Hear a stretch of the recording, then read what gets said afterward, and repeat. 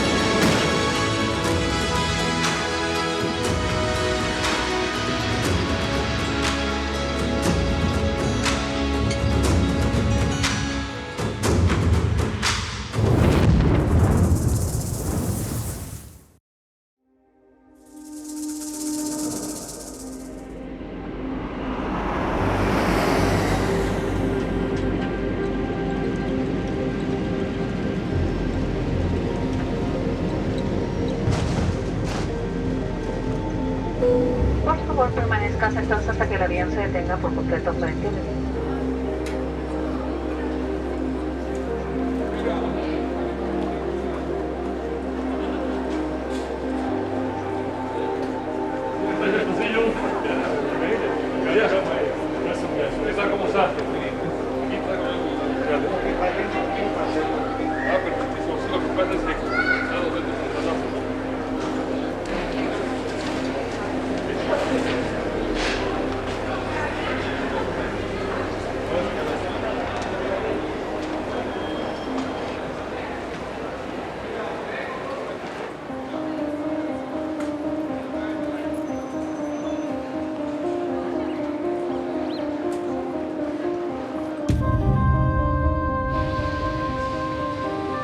Made it to Mexico City. We got through the firearms inspection.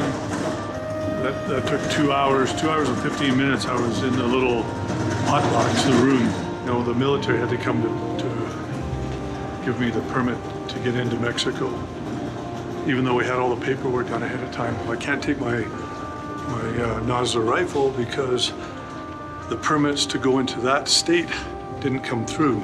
So I can only go with my bow tech, which is hopefully going to be okay.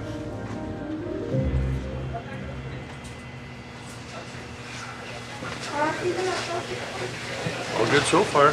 We're in Piedra Negras. Yeah. Piedra Negras, right? Piedras Negras. Piedras Negras. Which means black rock. Right.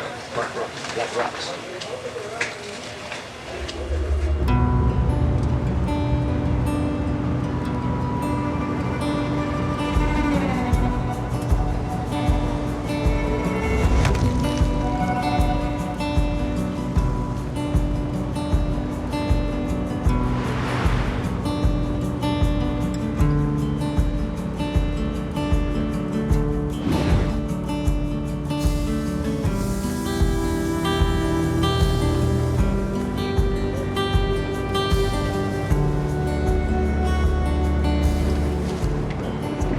Now we're traveling through the high deserts of Coahuila, the state of Coahuila, in northern Mexico. North of us is Texas, actually. We're headed for the Sierra de Mula, Donkey Mountains, essentially, which are all part of the Carmen Mountains. This is where the Carmen Whitetail lives.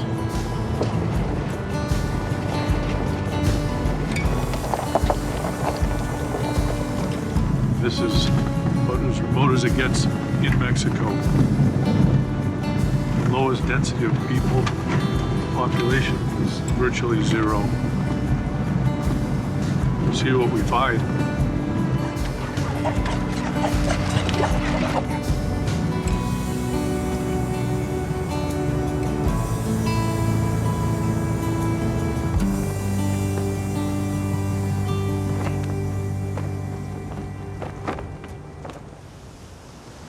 This is as far as we go in the vehicles, or at least the trucks. Now we're going to be taking the four-wheelers the rest of the way, right back up into that drainage right behind me there. See the trail going up. This is the wildest looking country I think I've seen anywhere here in Mexico.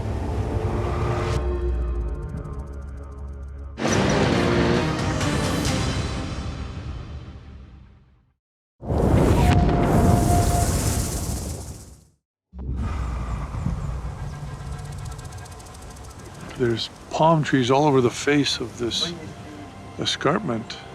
So it has to be a lot of water, but it's high desert. Really, really different. Long way to go yet, though. We've got to now take the four-wheelers 8 more kilometers back into this Sierra de Burro.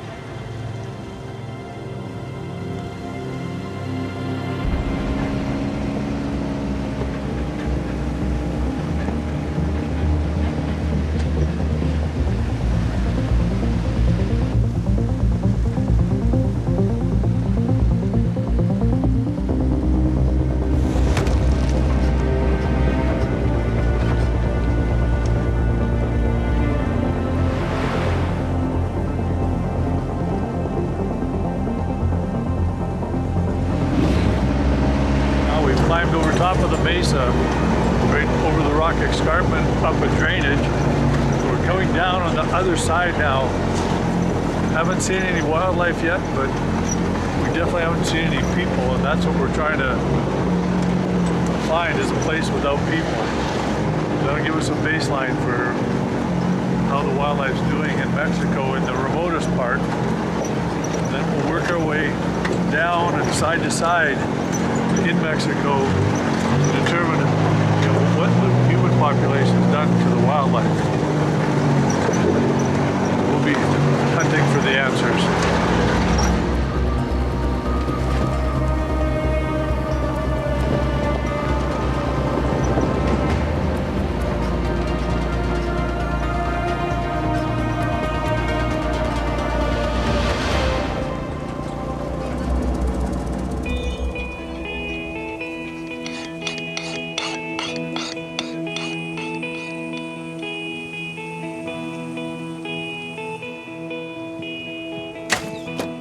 First day, my bow and arrow, when I came on this trip, I grabbed the wrong one because I didn't know about the gun permit not being ready for this area until 2 days before the hunt, and I was out hunting.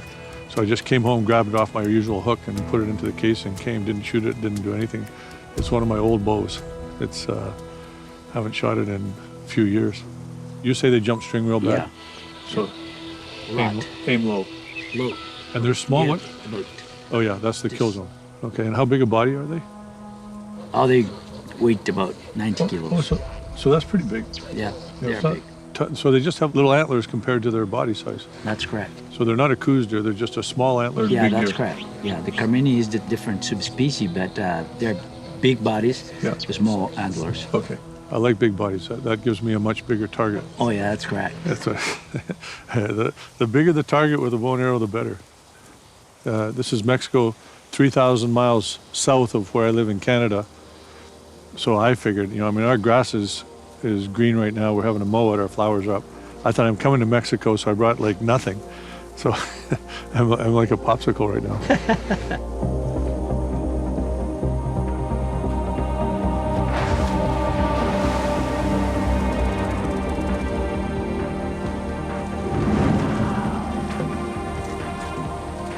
I'm walking through this country, I'm seeing evidence of fire. There had to be a natural fire. It's got to be a natural process. The lightning strikes, burns this place down, and what that does, it gets rid of the climax ecosystem growth. Like these trees are fully mature. You know, they're not tall, but they're mature. So then the younger shoots come up, and this is what the deer will be eating, and in fact, a lot of the wildlife. You can see the yucca plants here, same thing. You know, that's been burnt. The deer will scratch that all away, and they'll eat at the shoots that are coming up. You can see where the fire burnt up to about 10 feet. But the tree survived, the palm tree survived, and that's natural. This is a natural process. People are against fires, but that's how you change a climax ecosystem to a tertiary ecosystem, one that's changing and developing to a climax system. And that's where you get the biodiversity, is on those tertiary ecosystems. Climax ecosystems don't hold as much wildlife. They can't. The biodiversity is not there. It's maxed out. Fire is actually an instrument of nature's change. You have to have fire in these places. The vegetation is changing in this area right here. We've got bigger trees, which allows me to get up above them. When you're hunting deer, you want to be above them if you can. And I see there's actually some type of pinyon pines, it looks like. But I'm also seeing food that the deer will eat in this area. This tree is really a good sign. This is wasachi, and it's green. It's a type of acacia, they call it here, acacia tree. And the deer will definitely be eating this right now. So that's good. We've got the big trees to set up in, and we've got all kinds of food sources around here.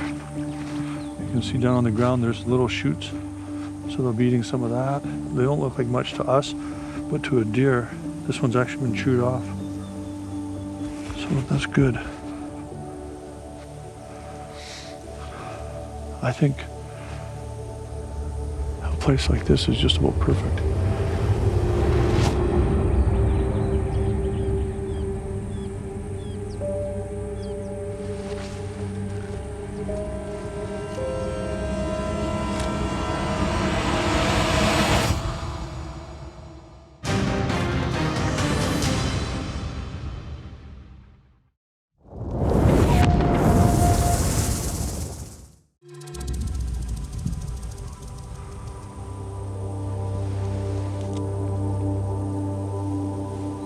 See, this doe is more worried about why the other one ran as opposed to us.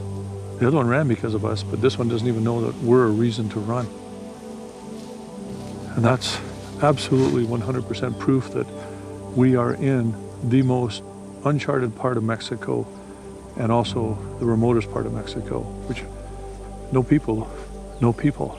These deer have never seen human beings here in Mexico with 130 million people living in this country.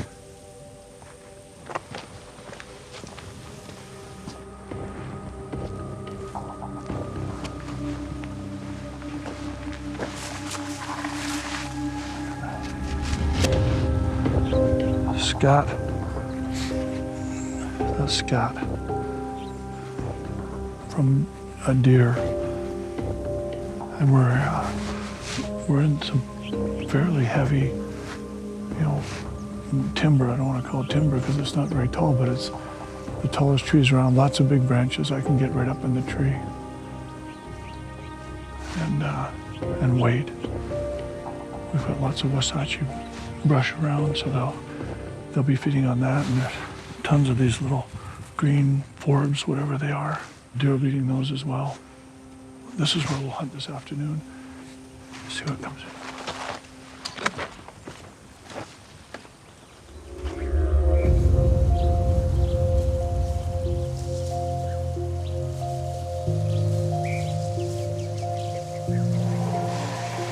Nothing to do but wait. It's actually one of the beautiful things about hunting. Calm, settling in. You feel the waves. Everything has waves. When you move into an area, you disrupt those waves. break them up. And the animals, everything senses it. When you sit still for an hour, the waves start to come back. Sit still for 2 hours, it starts to calm. 3 hours, it's back into a gentle flow, natural. And you're part of that. It's a perfect balance that we don't get much of a chance to feel anymore in our world. Who sits still for 3 hours?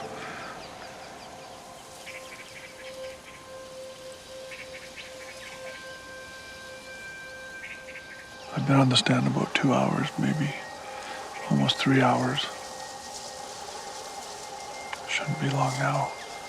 Once the sun starts to go down a little lower, these deer are crepuscular, which means they move in the morning, early morning and late evening. We'll stay here right until dark. See if anything moves. If nothing moves around here tonight, then I'll scout a little more tomorrow, see if I can find a better place.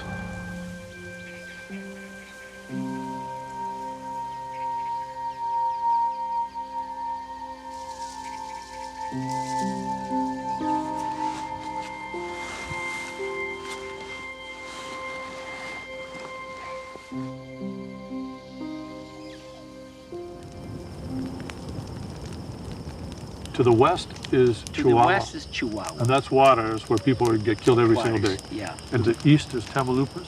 That's correct. Which is a terrible state right now for drug cartel. And right, same thing. You just don't go there right now. No. Yeah. There's kind of dangerous in there for hunters. But here is no problem, safe as a baby. Oh yeah. There's no roads. There's no access to it. There's no access, so that's why we don't have poachers, we don't have polleros, we don't have nothing like drugs, things like that, because there's no like the cartels aren't in here because they can't access it. What's the point? That's correct.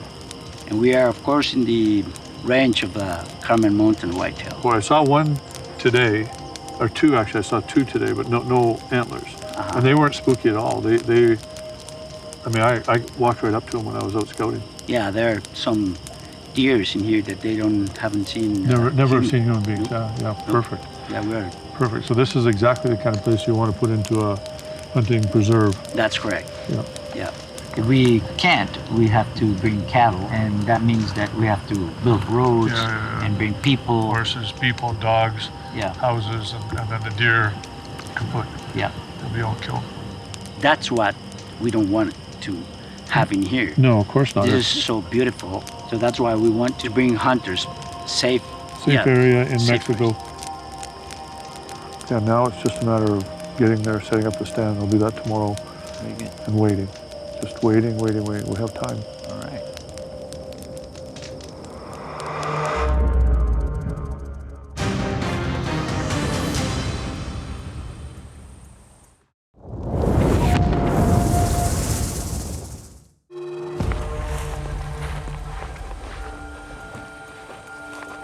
Yesterday it was just too miserable to even try and set up a stand to get organized. So I didn't want to come out this morning at first light, because if the deer are around, that's when they're moving. They're crepuscular, so they move first thing in the morning, last thing in the evening. So I waited till it's almost midday now.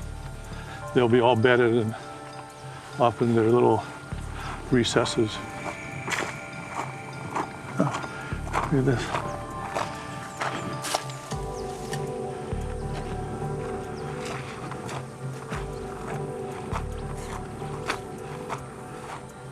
Found a shed, that's cool. That's probably about the size of the deer we're looking for, actually. This is crazy geology, eh? Look at this, it's all sedimentary rock. You can see layer upon layer and layer and layer. It must have been the bottom of an ocean at one time. And then a real thick layer of probably ash from a volcano. Meteor hitting the planet, who knows? I mean, this is right here. But it extends up in the tops of these mountains in layer after layer after layer after layer after layer. It's incredible. There's got to be fossils somewhere in here too.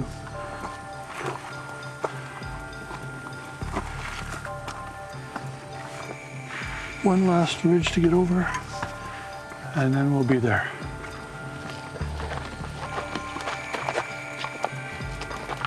This is the same trail I saw yesterday, and we're starting to get into some bigger trees. This trail is 100% white-tailed deer.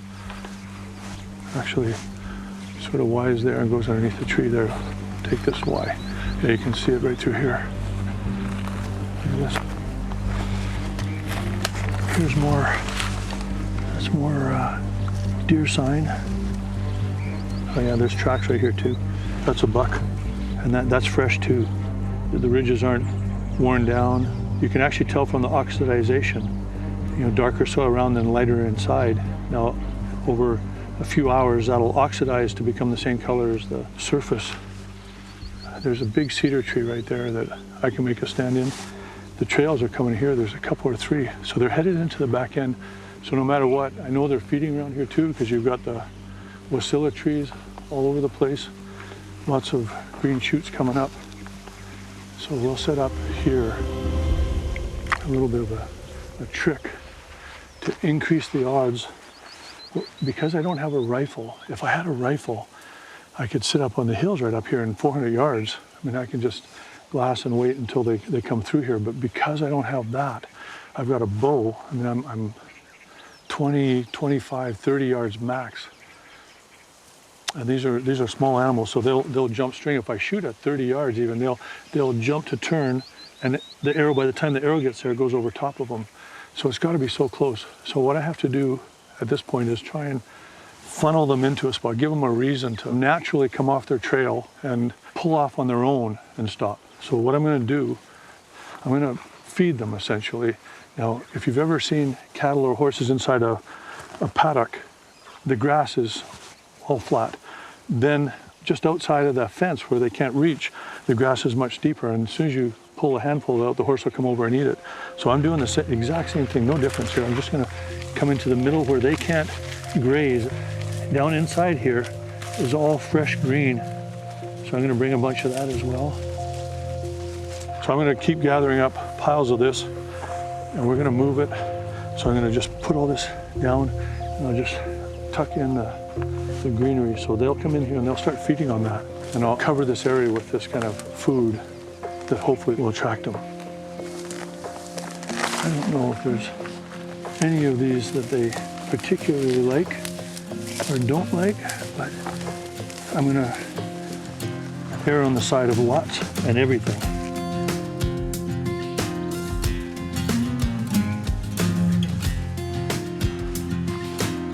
I'll probably do a 20 by 10, something like that. And I'll just keep piling it on without making it look too obvious so that it spooks them when they come by, because anything different, you know, they're going to shy away from and spook. So I have to make it unobtrusive yet attractive. This tree is going to be perfect. And it's a massive cedaro. It's not going to be the easiest to crawl up and down, but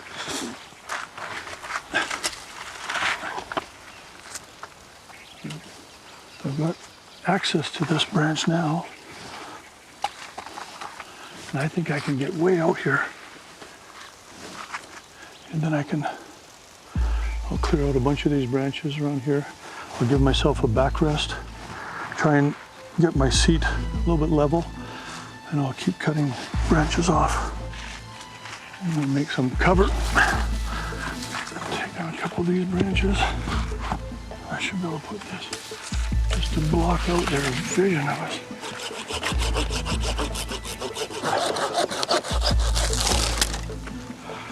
This one we'll use it for cover as well. There. I think that'll do it. I mean, I can stand too if I had to. It's actually pretty good that way, but if we're going to spend a long time, then I want to be able to hunker down a bit. Now is the actual hunting part, the patience part of the hunting. We've done the scouting, we've done the preparation. It's just a matter of putting in time now.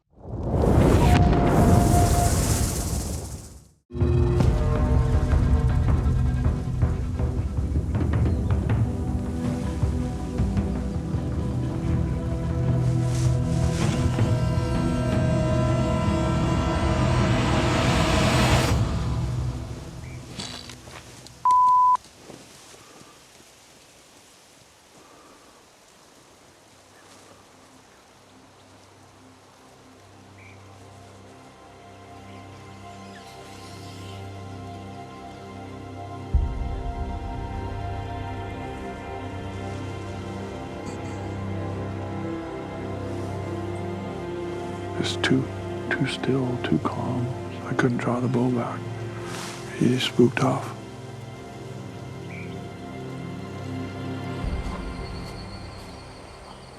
Gustavo! I'm tired. Yeah, it was way hotter earlier. Yeah. Now it's not as bad, eh? Right. Yeah, I told you the weather was going to change. Yeah, you said the wind changed too.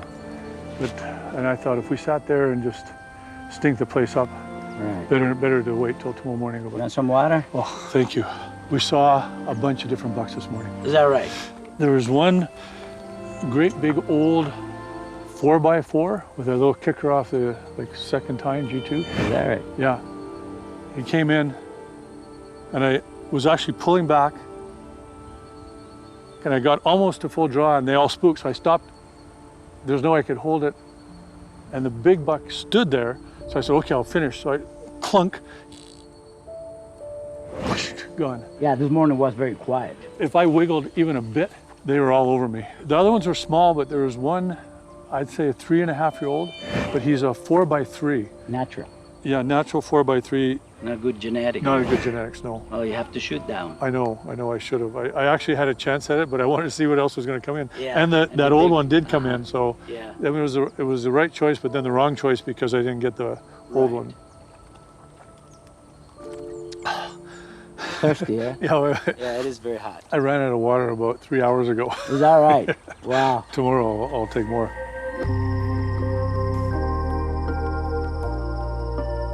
We almost got that big buck today, lost that opportunity, and didn't take the 4x3 when I had that opportunity, which I knew, even then I knew, you know, as a hunter, you've got a responsibility, especially when you know Gustavo is trying to turn this into a hunting preserve. You've got a responsibility to call bucks out that, you know, it's not about the trophy size, and I know that. I've hunted enough to know that. Had the opportunity at that buck, I should have taken it, but I waited, and you know, the older buck came in, which was bigger, and that's wonderful, but then blew that, and that left me with 0 bucks today, and tomorrow is the last day. Oh, why didn't I pull all the way back today?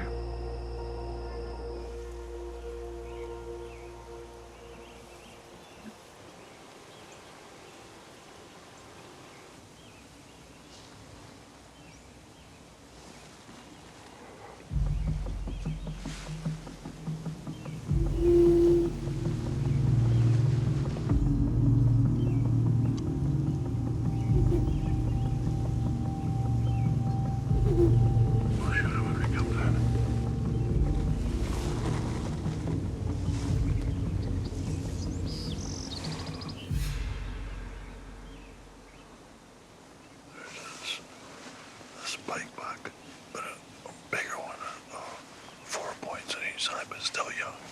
If there's young bucks, there has to be older bucks around somewhere here.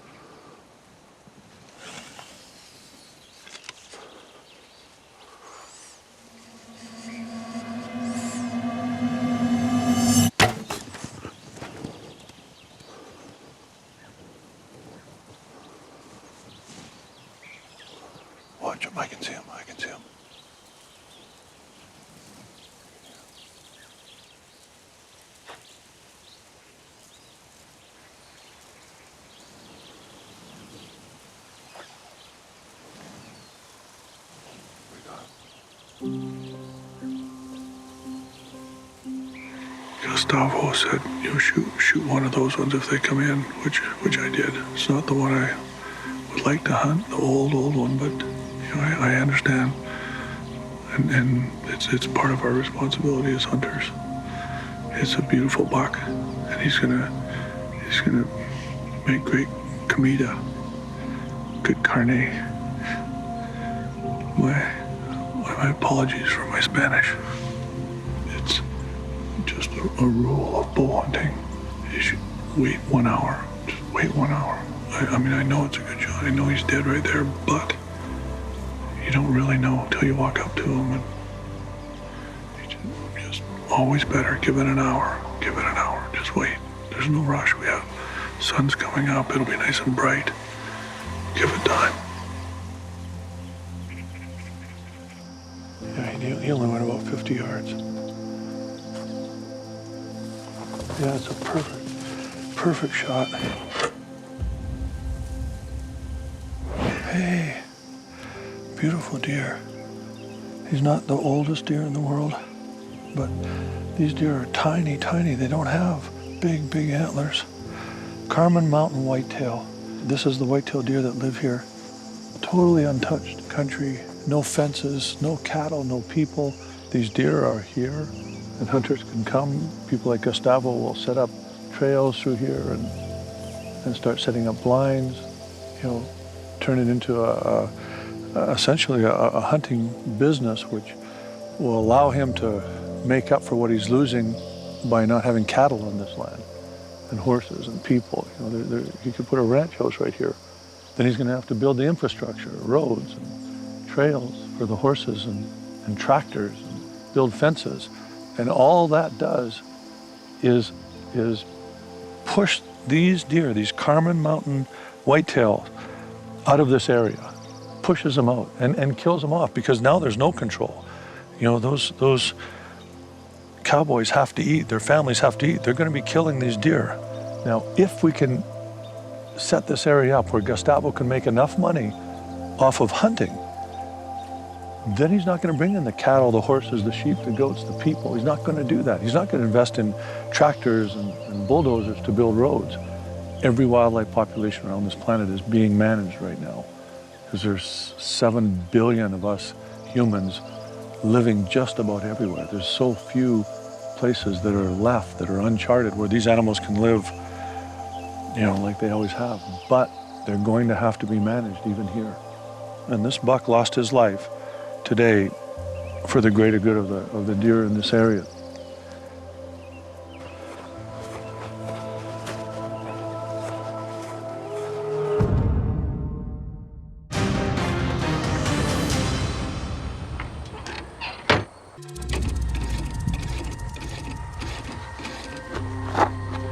It's always fascinating to see how different cultures deal with the animal after they get it. And I always watch this part. It's not because of any ghoulish fascination, it's because it's interesting culturally.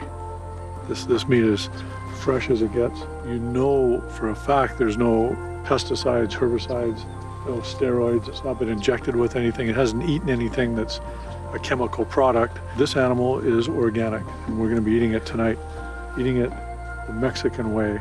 That's the reward. The hunt is fantastic. I mean, it makes you alive and makes you be part of what we are meant to be as human beings. But the eating part, the food part, every single person on this planet understands that. Can't wait to see how they prepare it.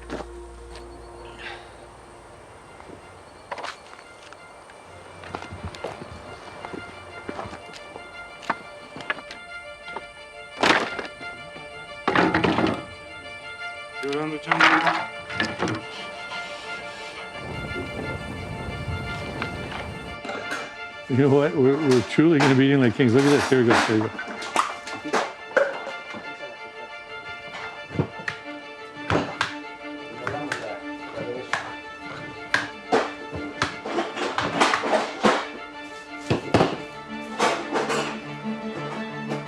We are doing the dressing for the leg.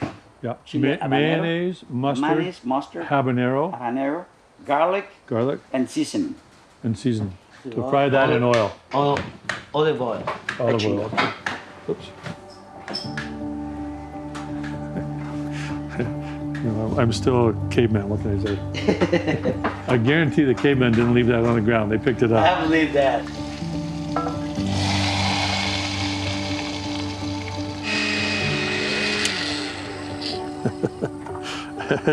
That's pretty ingenious. Yep. They've got the ostracizer, which is like an ancient blender, running off the battery of these side-by-side 4x4s that got us to this base camp. Dice con todo de agua.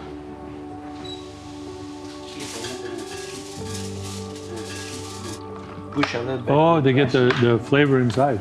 Not even a chef, it's beyond chef. I like to cook. I enjoy doing this.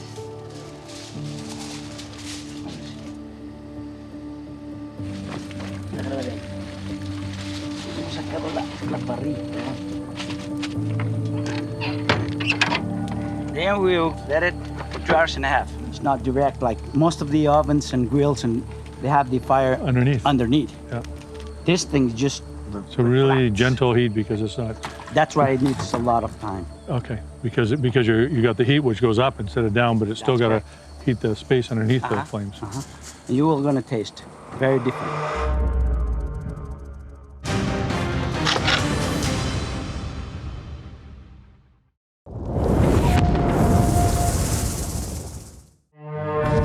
Inside this coffin oven is one of the back quarters, all wrapped up in tin foil with a special sauce on it. You can see Jorge's over here working on the rest of the deer. I mean, there's just not much left of it anymore that's not cut up into usable size pieces. Look at this, he's working on grinding the meat up. So this is all the pieces that are too gristly to cook up, even if you boil them for hours and hours. Just grind them up, makes perfect burger. This is awesome. It's fantastic to see. I mean, every ounce, even the bones, they're actually cutting up the bones and going to boil them to get the little bit of meat that's left on them and the marrow. Let's see this.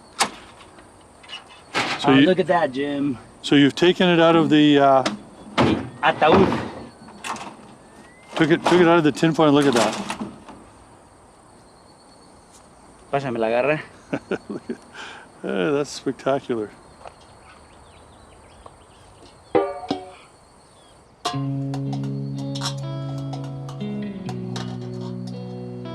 Look at that.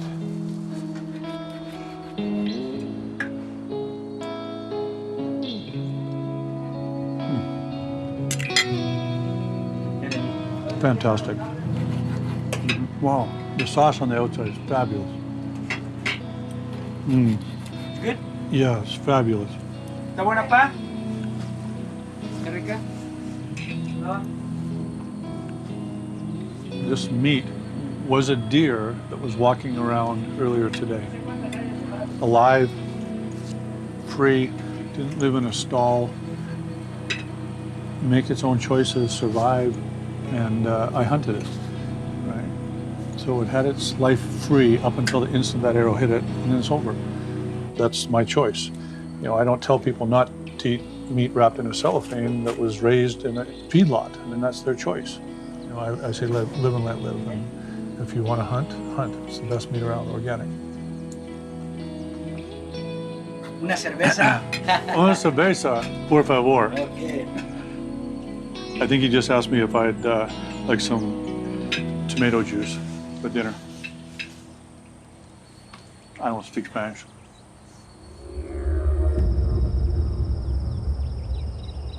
We got the Carmen Mountain Whitetail. We proved it can be done. We proved it can be done on this ranch that Gustavo wants to turn into a hunting preserve. We helped that, and I'm proud of that. It was a little humbling. I made a rookie mistake on that buck yesterday morning, but you know, it turned out in the end, all's well that ends well.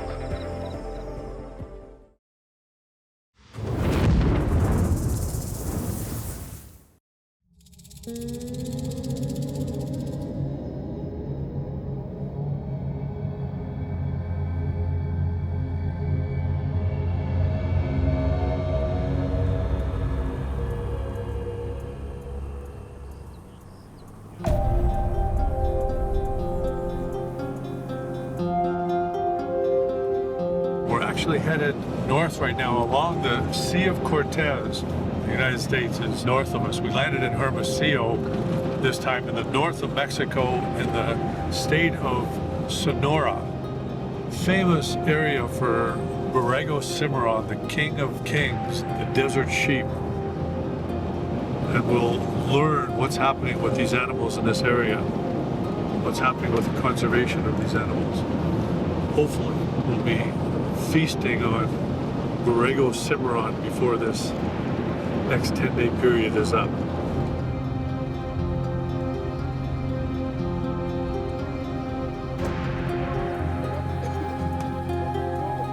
Trying to figure out who the head guia is, the head guide, before I shake hands with someone who's not the top boss. I think Manuel is the head guide, but I'm not sure.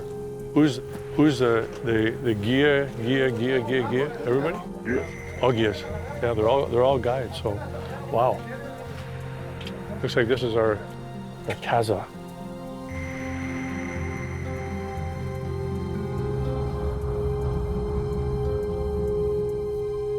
Look at this. Wow. That's a whale vertebrae, two vertebrae with a disc between them. That's awesome. Obviously, we're right against the sea here.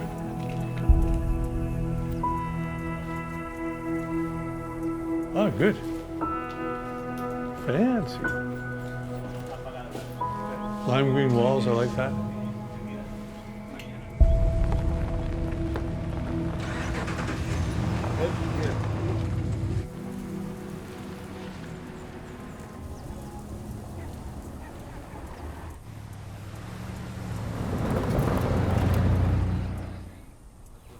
This is Puerto Libertad, and there's no cell service because someone just stole the cell tower.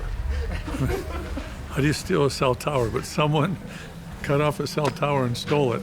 So I've cracked open the satellite phone because our second vehicle, the Jeep with the firearm in it, isn't here. I'm having to borrow a firearm on this particular trip, and it's gone missing, and who knows? The problem is no cell service. So I've got the satellite phone, but their cell phone on the Jeep is apparently out of service. It's just one step ahead, two steps backwards.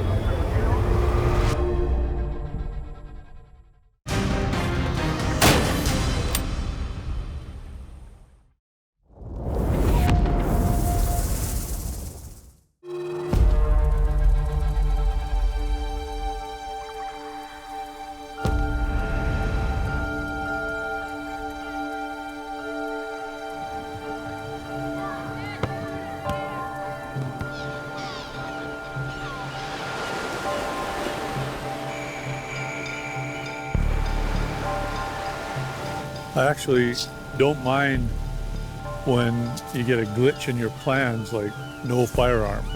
That was absolutely guaranteed to be here.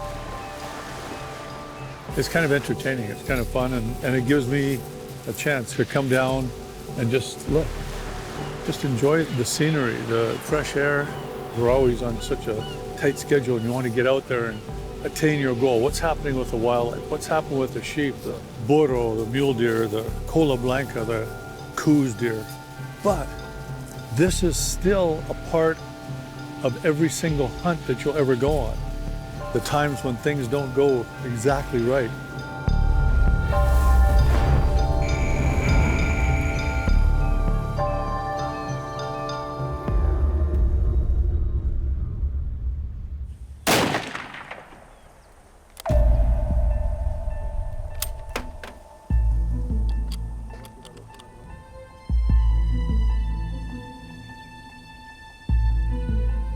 The scope is magnifico. Loophole is fantastic. Fantastico? Fantastico, yeah. It's shooting actually a good group, a 1-inch group at 100 yards with a crappy rest, but it's a homemade gun. The gun's not even a real gun. It's got no safety. So I've actually Gotta make sure there's no cartouches in the chamber ever until I'm ready to shoot. We didn't bring a gun in because I didn't have time to organize it. You need X amount of days for the military to actually approve a firearm to come in. Depending on where you're traveling through, that becomes problematic as well. So bottom line was I couldn't bring my Nosler rifle in. I had to borrow one. It's a homemade gun, but there is a loophole scope on it. The ammunition isn't homemade, but it's not made for hunting, but it's accurate. So we're good. We're good to go. Driving or walking? Driving, okay. Yeah. So driving trails. We'll be keeping our eyes open for mule deer, and I'm feeling a little bit of hope right now.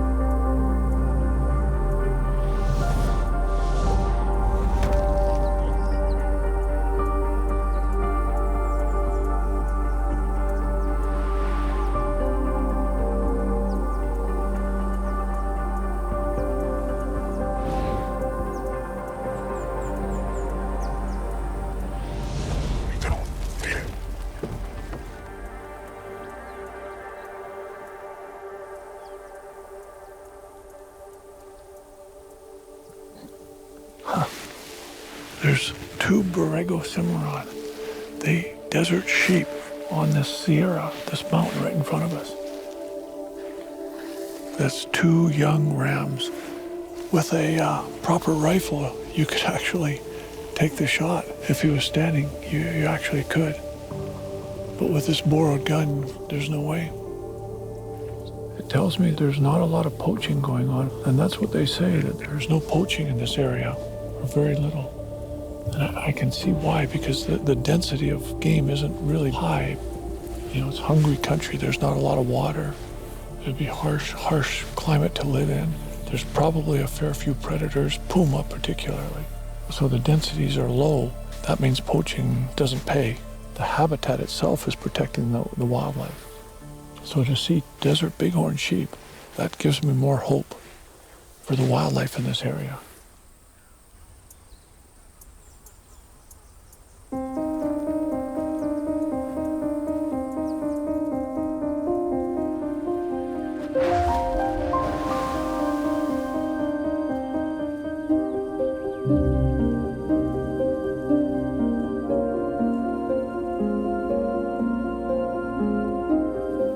Guys are having a bit of a siesta, middle of the day. They say the animals bed down, which is fair enough. It gets hot in the desert, so they get into the shade and bed down, but I don't want a siesta. You only get to be in a place like this so many days of your entire life if you don't live here. So I want to explore, I want to see, I want to discover. Taking a little bit of a hike up into the hills here. No roads, no people. That's good. Mexico City is the highest population of any city in the world. And yet here in Mexico, it's empty lands around us. And that's what wildlife needs.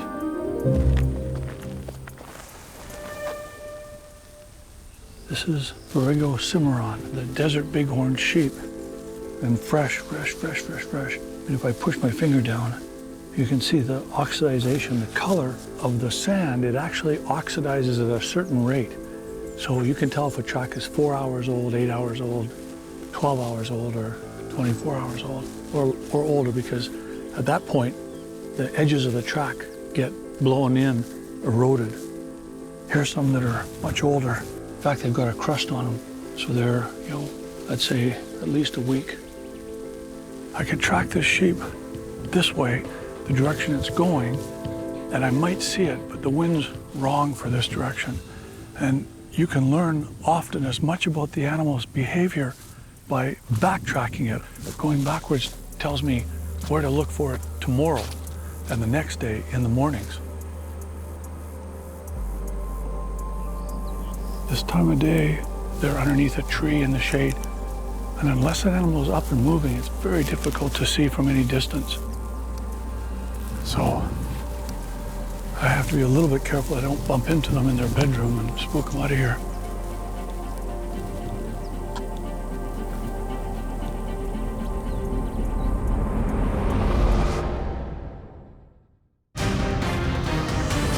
Things don't look very safe in the area.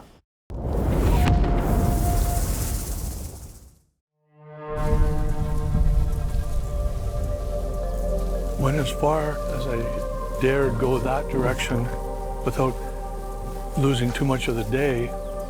We just have to keep looking. That's what hunting's all about. In the meantime, we're getting fresh air. It's a glorious sunny day, and we're getting exercise. All great things. And if we get an animal, we're going to have the best organic food that you can possibly get in this planet.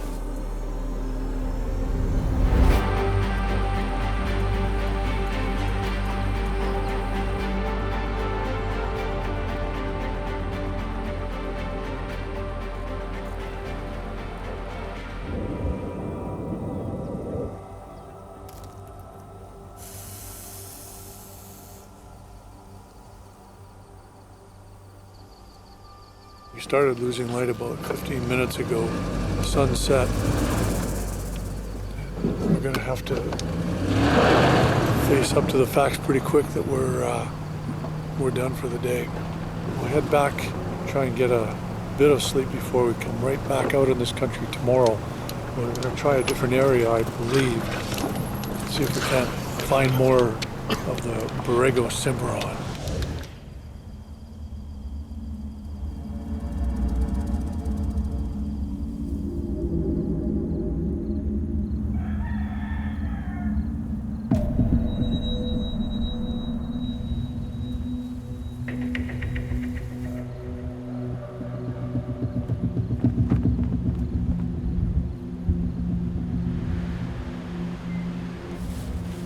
No one's here. 45 minutes late this morning. They just didn't show Manuel's not here. So my guy, here's his text. This was last night at 8:58 p.m.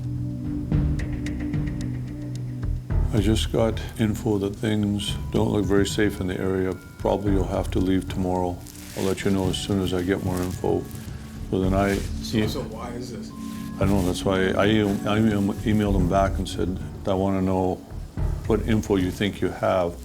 And then he said, okay, I don't know if you saw the people, including policemen, that arrived to the hotel here. Well, they are not quote unquote good people.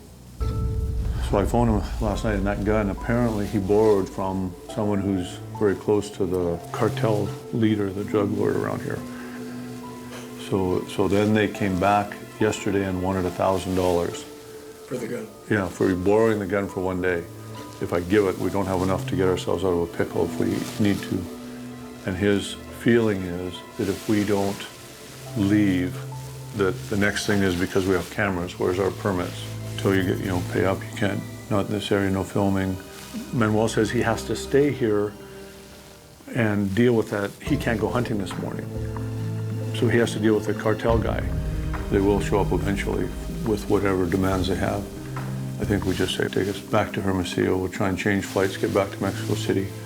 It's actually sad because if these guys push like this, there's not going to be any hunting. So what happens then? Right. They start shooting the animals just for the meat. I mean, this whole thing is... First reward. Yeah. I thought, from what I was told, that this area is pretty stable, but it's obviously not. So anyway, the bottom line is they don't know that I know, right? So this is just us. And I'm gonna play this by ear and just see what goes on. Uh-oh. Okay, we gotta shut it down.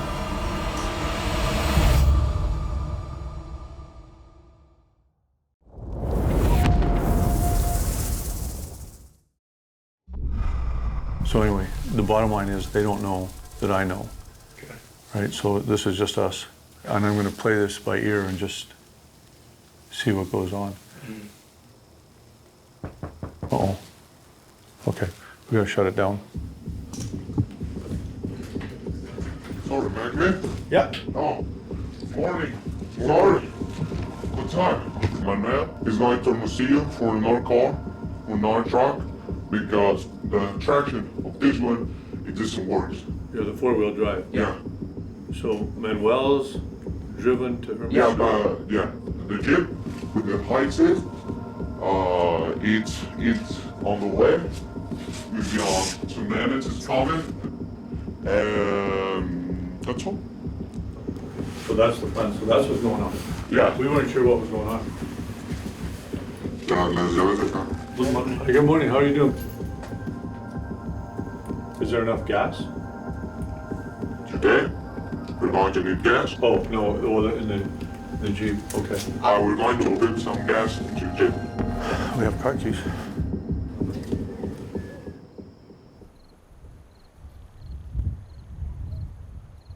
And the good news is we have a way to get back to Hermosillo right now. I've got the keys. The bad news is that they're lying through their teeth, and we know it. Jeep, Yeah, here's the Jeep. okay. So bring Manuel in here.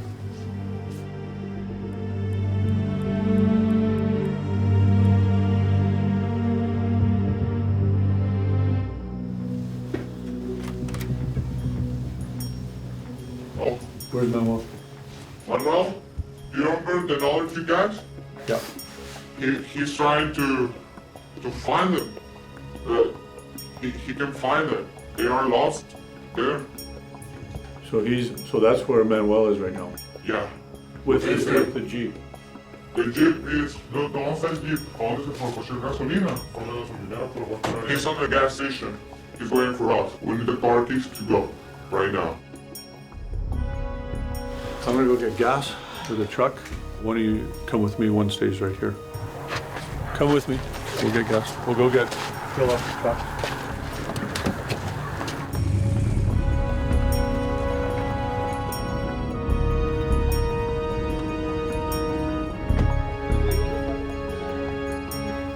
There's some pretty serious acting going on. Yeah, the story's changing now. They don't want to take this truck because I won't let them. I told them that I'm the only one licensed to drive it, so now they want to leave it, but they want to get us out of here with this Jeep. I think Manuel's right here, in town, but they're trying to tell me he's out in a ranch out that way, which is towards Hermosillo, which is towards the Seri Reserve, which we're supposed to be going. So I'm going to say, well, let's just drive the vehicle there and go pick up Manuel. But they're now saying, no, we're going to go this direction and hunt a different direction.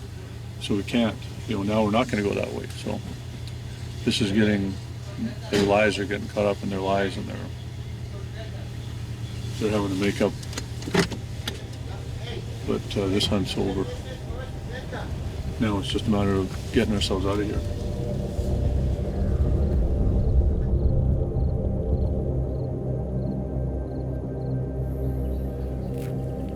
I mean, these guys are just doing their job, but the stories are so convoluted. The important thing is we've got a full tank of gas, and I have the truck keys. So basically we can pack all our gear up, load it up, and vamos.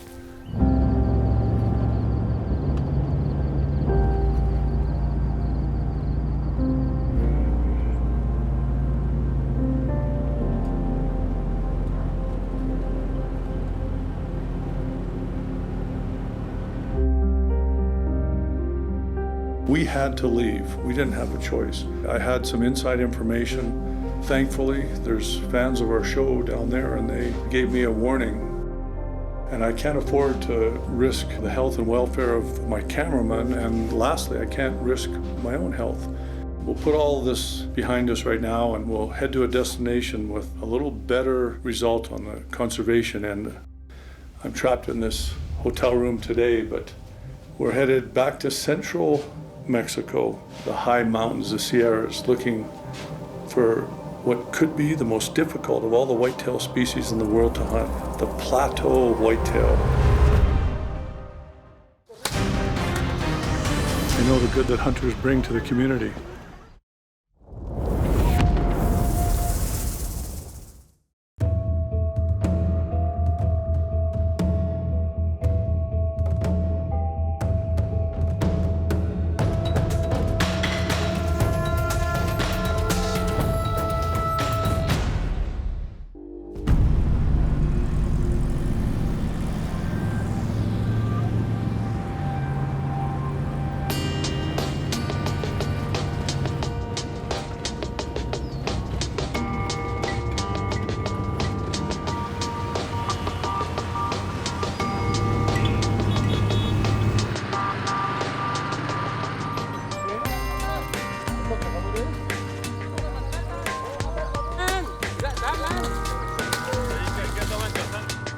in the state of Puebla, heading towards the Plateau Whitetail hunting area. It's taken us 2 days to get here. We've hit the sugarcane harvest just about dead on. The temperature's in the 80s for sure. And these guys are working in these burnt off fields covered in soot. These are hard-working guys.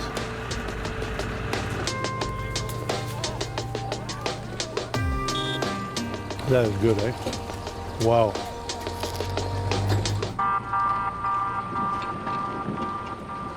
We still got another hour of driving to get to the local village. The sugarcane. Oh, fantastic, fresh. The harvest, you can feel it in the air. This is when everybody recovers all of that hard work. This is their remuneration. This is the justification for all those days. Working in the fields, weeding the sugarcane, planting it. And it's the same all over the world. Harvest time is a time of joy. It doesn't matter whether it's plants, whether you're harvesting wild animals for the table, it's a time of joy.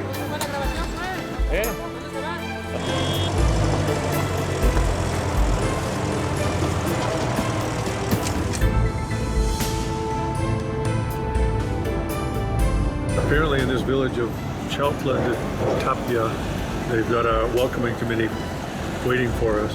The village itself has been well known in Mexican circles as a deer hunting mecca for the Plateau Whitetail subspecies.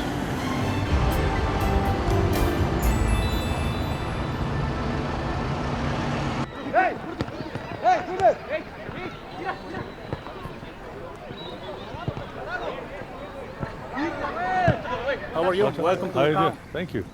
How you feel? How are you doing? Nice to meet you.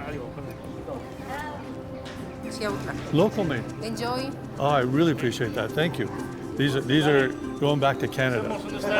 I see a big party in my future with the flowers of Jamaica liqueur. I was just given these as a gift.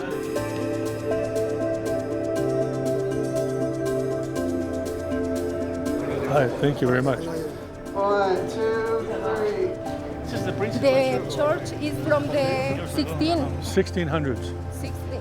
Wow. They make with seeds. Oh, really? Like corn and all different seeds. All with seeds. That's amazing. All different types of seeds. And the cola blanca. A venado cola blanca. Macho grande. Everybody is so nice. I mean, it's exactly what you expect from Mexico. You know, sometimes we lose that sense of Mexico because we only hear about the issues along the border. But when you get into Mexico and actually meet the people that live here, they're wonderful, wonderful, wonderful people, and welcoming. They've gone out of their way to let us know as hunters we're welcome here. We're welcome in their village, on their lands, and we're welcome to hunt. They know the good that hunters bring to the community. Corn, tamales.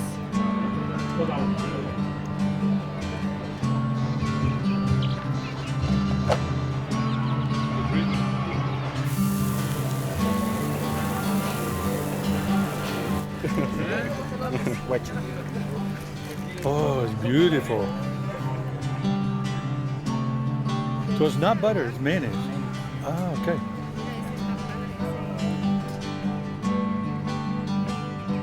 Now what's this? What's this now? Cheese? Cheese. Cheese on top of it. Ah, I've never seen corn done like this. This is what we call chile, but it's not hot. Okay, it's just chili for flavor. Okay. No picas. I've never seen. You want it spicy? Sure, yeah, whatever. I'm happy with anything. A little bit. A little bit hot. Little bit. Uh-oh. I have a bad feeling when you ask for hot in Mexico.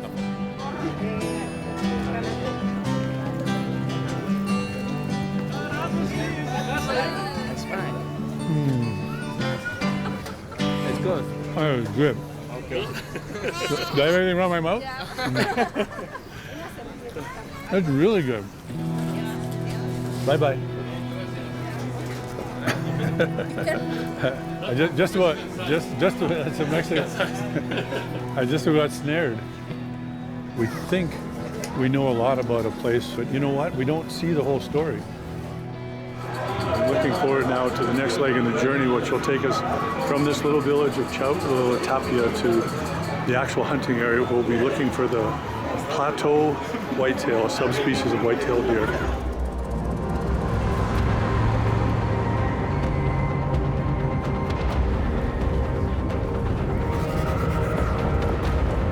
This is our digs for the next, however long it takes. It's an active volcano.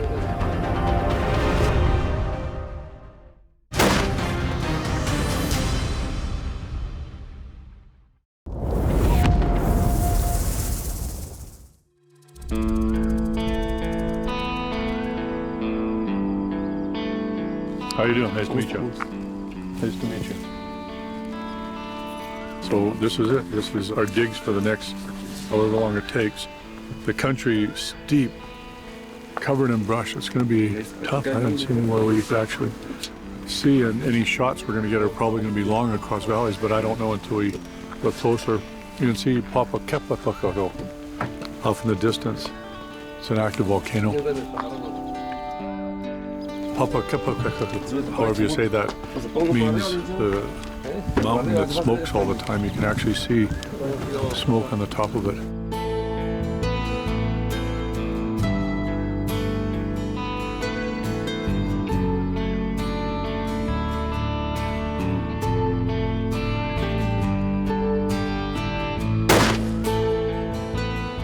And then I brought it down, which is that, but then it went right. Bore guns, always an issue. We've got a loophole scope on it, the one consolation in this case. This is the grandfather of all the communal ejidos, the community hunting areas where the community's looking after the wildlife themselves instead of taking them out of here for carne, for meat. They've got $30,000 to $40,000 coming into this community this year alone for hunters coming in, Mexican hunters. I'm the first hunter from outside of Mexico in here. $30,000, $40,000 buys a lot of goat meat, a lot of beef, a lot of pork. So, you know, certainly a factor of 100 times more than the meat they got from the deer that they hunted back in the olden days, to the point where there was no deer, almost. Now the deer are coming back, they're looking after them, they're getting the meat anyway, and they're getting $30,000 to $40,000 into the community. I mean, it may seem counterintuitive to some people. You hunt them to save them, but that's exactly what's happening right here.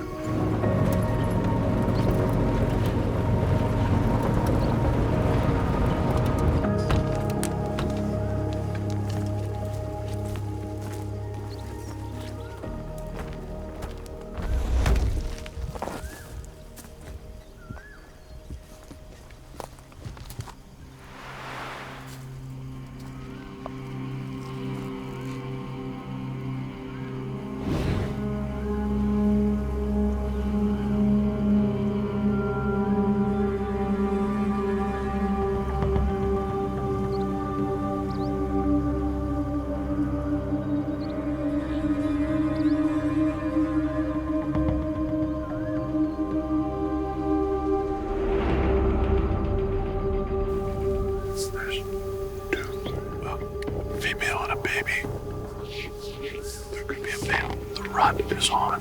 Now it's just starting. There's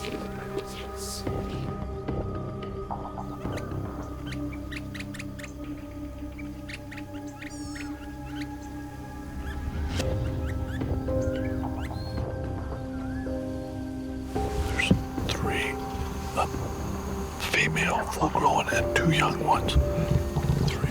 They're eating on the palo blanca, which the flowers literally translates to white tree. But it drops white flowers, and that's what they're eating right now. There's 3 of them.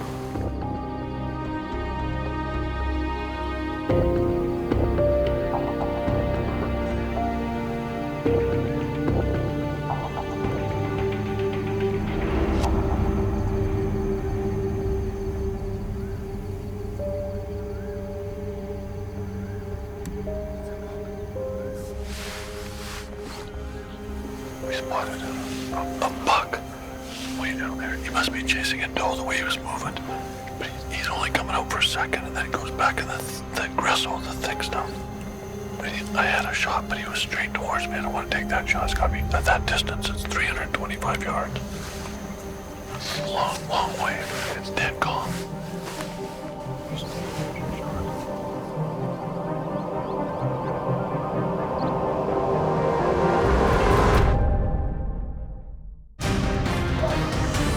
Feral dogs chasing them.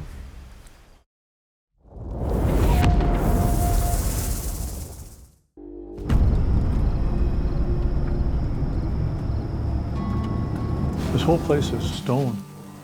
Much cooler during the hottest part of the year. Right now it's a pretty cold part. This is the kitchen. Buenas noches. Buenas noches. ¿Ya van a comer? ¿A cenar?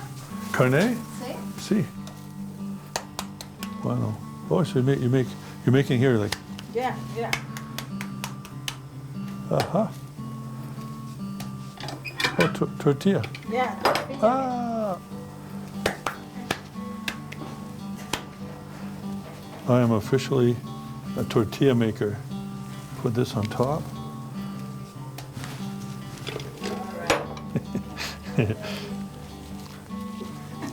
Oh my goodness sakes.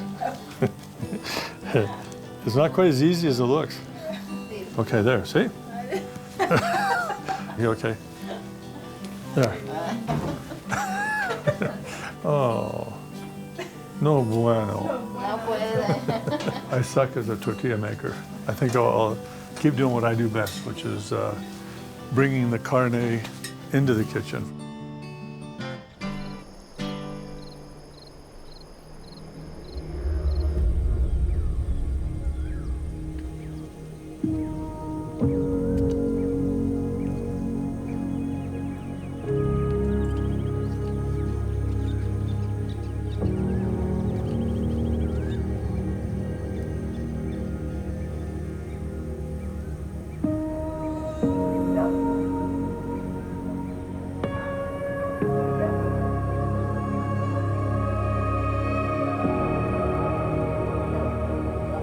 Pretty rough on the deer when you have feral dogs chasing them. You cannot manage the wildlife populations when there's feral dogs around because you can't control the dogs on how many animals they kill. A feral dog will kill babies, mothers, pregnant females, and they'll keep killing. They'll just kill. You can regulate human hunters, you cannot regulate wolves and feral dogs.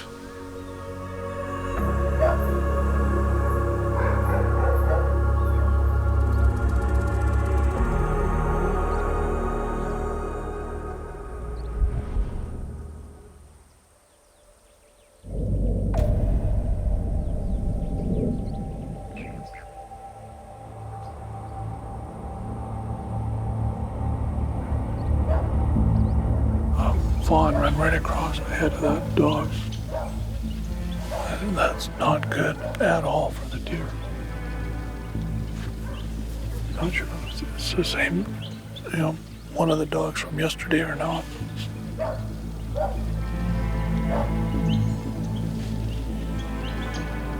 They have to get control of the predators.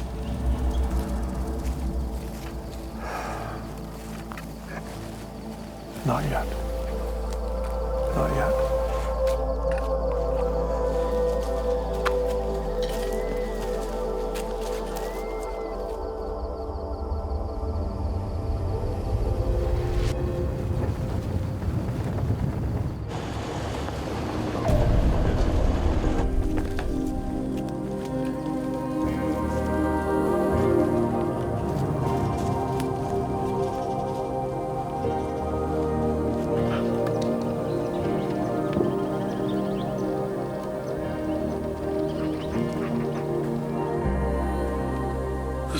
The last day. This is our last chance. If we don't get one today, then we might not get one. Beautiful day. Sunrise is gorgeous. It's a hunter's morning. Everybody's excited about today. Fingers crossed. and wishing for a little hunter's luck.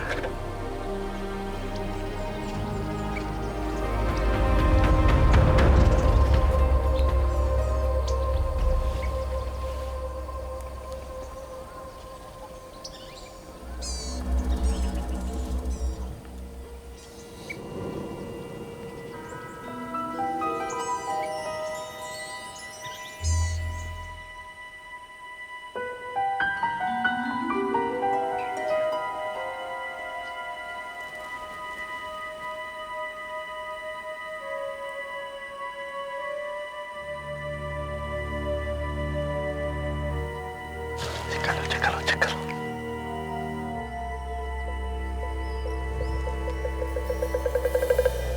Now it's looking right at us, eh?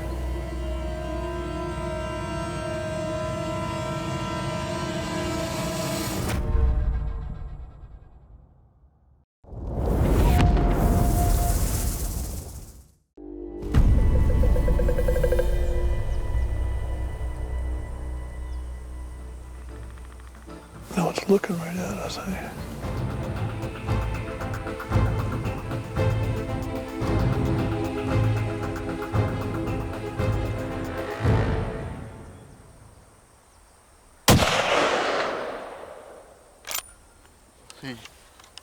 Dead.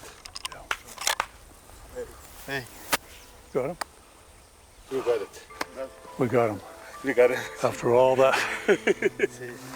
I was more nervous about that deer, and then there's a spiker, and I'm going, I couldn't even see. Dígale que yo regularmente cuando no conozco los cuernos me voy a la frente. He said that when he doesn't see the horns, he see the dark. From the dark. Yeah. So some are just not that big, eh? You need to know that's the most difficult deers in Mexico. Yeah, I agree with that. Dígale que el año pasado una persona que vino 9 años y hasta el año pasado conmigo mató un venado. Last year came a hunter that tried for 9 years to get one. I killed mine till the 10th year of trying.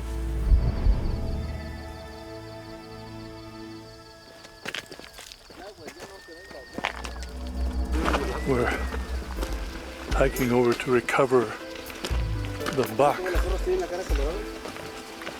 Everybody's so happy. You put a lot of effort in, and really it's in the last 8 years since these ejidos started that the deer have started to come back. They're the stewards of these herds. They wanted us to get this deer to show the world. And that's what we've done. And these ejidos, these communal hunting areas, the wildlife is in good hands. And this is a conservation success story.